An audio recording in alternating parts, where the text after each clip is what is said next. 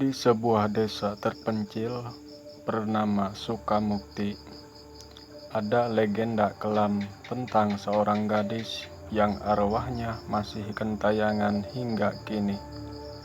Gadis itu bernama Rina, seorang anak desa yang cantik dan berbudi pekerti. Rina tinggal bersama ayahnya yang bekerja sebagai petani dan ibunya yang seorang pedagang kecil di pasar. Kehidupan mereka sederhana namun penuh kebahagiaan.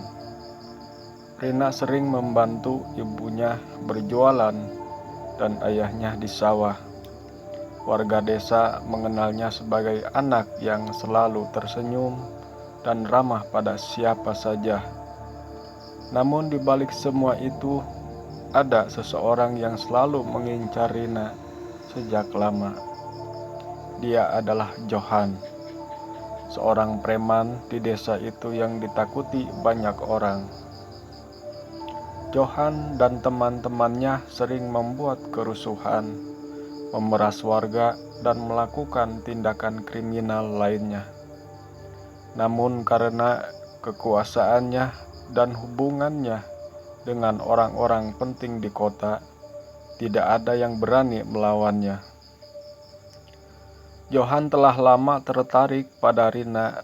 Setiap kali ia melihat gadis itu di pasar atau di jalan desa, matanya dipenuhi hasrat yang mengerikan.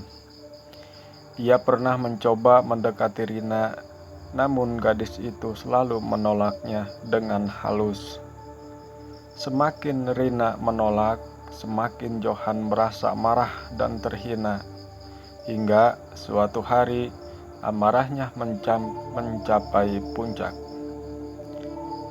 Malam itu ketika desa diselimuti kabut tebal dan hampir semua warga sudah tertidur, Rina pulang dari rumah. Sahabatnya yang terletak agak jauh dari pusat desa. Ia berjalan seorang diri di jalan setapak yang sunyi, ditemani hanya oleh suara hewan malam. Tiba-tiba dari balik semak-semak, Johan dan 4 temannya muncul. Mereka telah menunggu di sana, mengikuti Rina sejak sore, dan senyum licik Johan mendekati Rina yang langsung merasa ketakutan. "Kenapa buru-buru, Rina?" tanya Johan sambil mendekat. "Aku hanya ingin mengajakmu bicara, jangan takut." Rina mundur selangkah, namun mereka telah mengepungnya. Ia berusaha lari, tetapi Johan menarik tangannya dengan kasar. Rina menjerit, namun tak ada yang mendengar. Johan dan teman-temannya menyeret Rina ke dalam hutan gelap di tepi desa. Di tempat yang sunyi itu, mereka memperkosanya dengan keji, tanpa belas kasihan.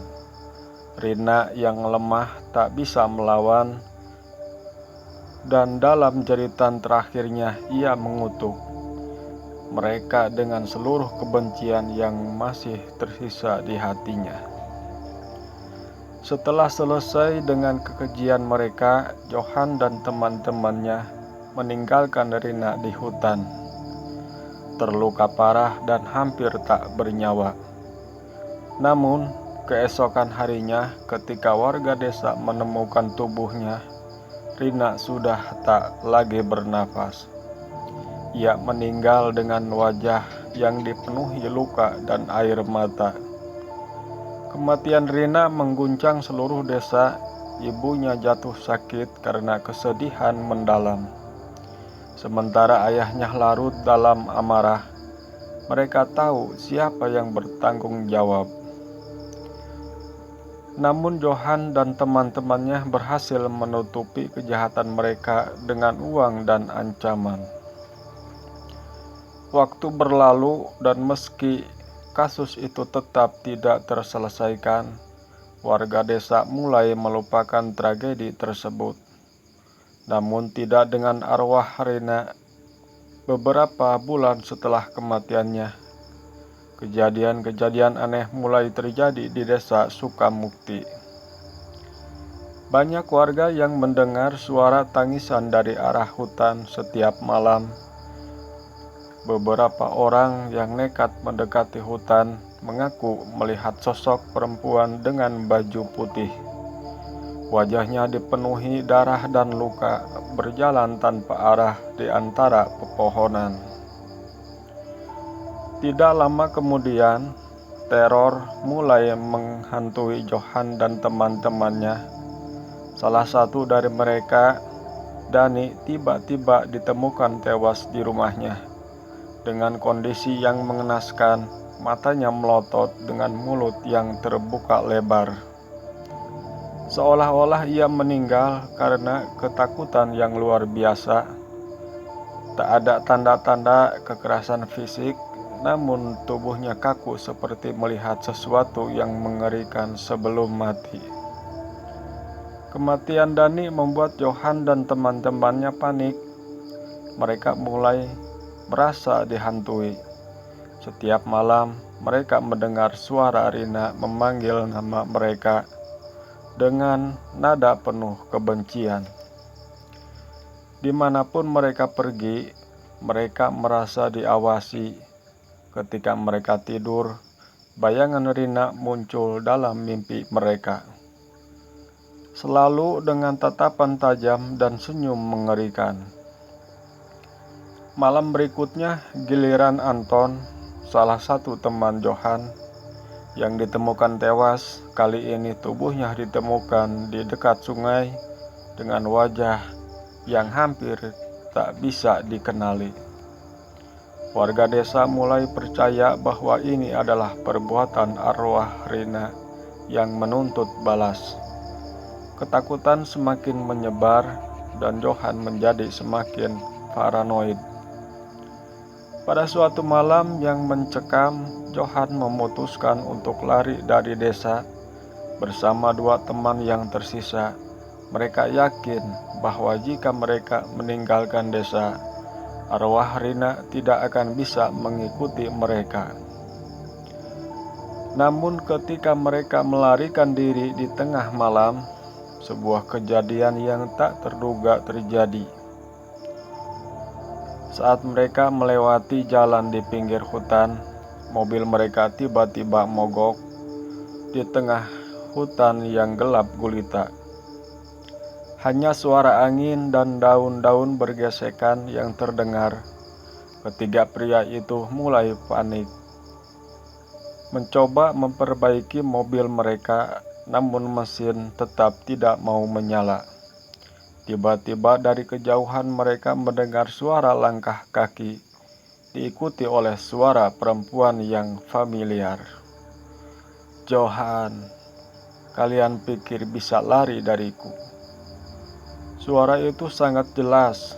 Johan menoleh dengan cepat, dan di balik kabut yang tebal, ia melihat sosok Rina berdiri di antara pepohonan. Wajahnya yang pucat, tubuhnya yang penuh luka, dan matanya yang memerah menyala penuh dendam, membuat darah mereka membeku. Tanpa berpikir panjang, mereka meninggalkan mobil dan berlari ke dalam hutan. Namun semakin mereka berlari, semakin mereka merasa terperangkap. Suara langkah Rina terus mengikuti mereka. Semakin mendekat satu persatu, teman Johan jatuh tersungkur, kelelahan dan ketakutan. Pada akhirnya hanya Johan yang tersisa. Berlari tanpa arah di hutan yang penuh bayangan. Di saat terakhir, Johan terjatuh di tepi jurang. Napasnya tersengal-sengal. Dan ketika ia menoleh, Rina sudah berdiri di depannya dengan tatapan dingin dan senyum penuh kebencian. Rina berkata pelan, "Kau telah mengambil hidupku. Kini aku akan mengambil hidupmu." Johan berteriak, namun tak ada yang mendengarnya. Di tengah kegelapan hutan, ia menghilang bersama arwah Rina. dan sejak malam itu tak ada yang pernah melihatnya lagi. Desa Sukamukti kembali tenang, tapi warga desa percaya bahwa arwah Rina masih menjaga hutan itu. Hingga kini, siapapun yang berani memasuki hutan di malam hari akan mendengar bisikan lirih yang membawa kutukan mengerikan.